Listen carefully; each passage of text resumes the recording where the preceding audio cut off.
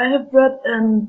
analyzed the short story Her Share of Sorrow by Tessa Hadley,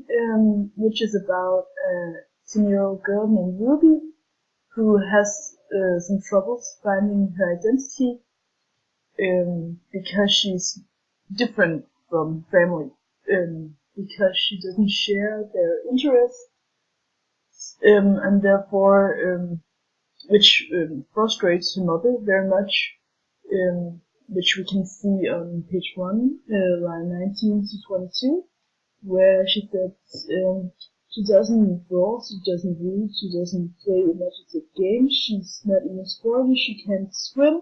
and she isn't finding out information on the record computer, she's just looking at pictures of kittens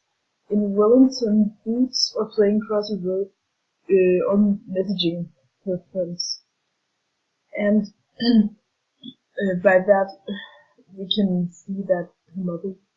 believes that she's not interested in anything, but really she's just different from family because she doesn't share their interests, and she's not fitting in, and because her mother only focuses on her lack of interest and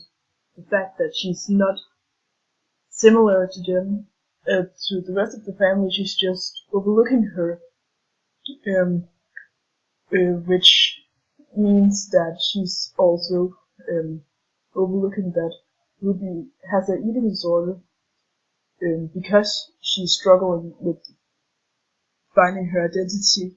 because she's so different from family. And we can see that she has this eating disorder on page 1, line 12 to 13, where it says because they have read all the right guides to parenting, Adrian and Dahlia ignored Ruby's greeting eating at the surface table. We can see that they just overlooking the struggle that Ruby has, and just focus on her lack of interest instead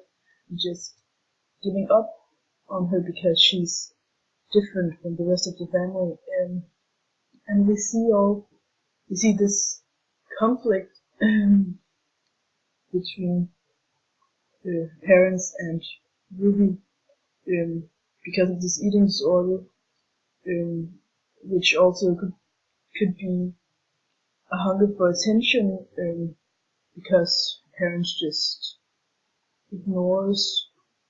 her because she has some other interest than them, or it could be a sign of her emotional difficulties by being different.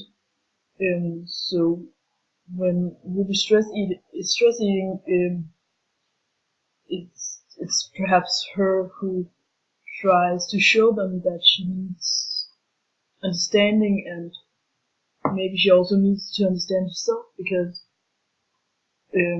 she's in a phase where she's growing up and trying to find her identity and trying to understand this transition she's going through from a child to an adult, and just in general is trying to find herself, which is really difficult. And when you are so different,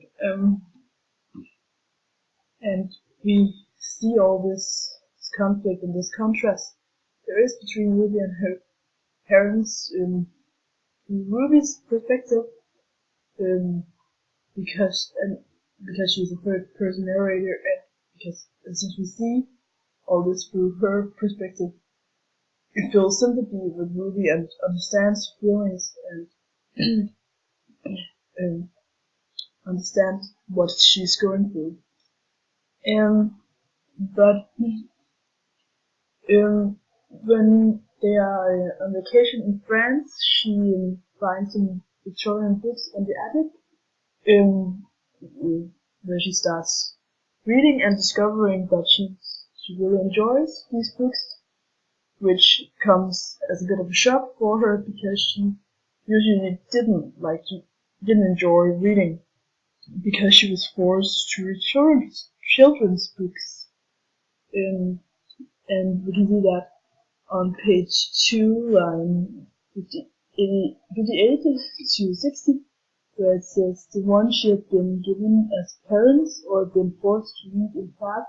it seemed too drawing, like her own real-life childish routines of home and school and family. She hadn't had any idea that books could transport her like this into something better. So here we see she didn't like books before because it was children's books she was forced to read, which could be a symbol of parents trying to force an identity on her, but then she by herself discovers these Victorian books, which steer her imagination and could be an escape for her from her family. And and that means she's finding herself in these books,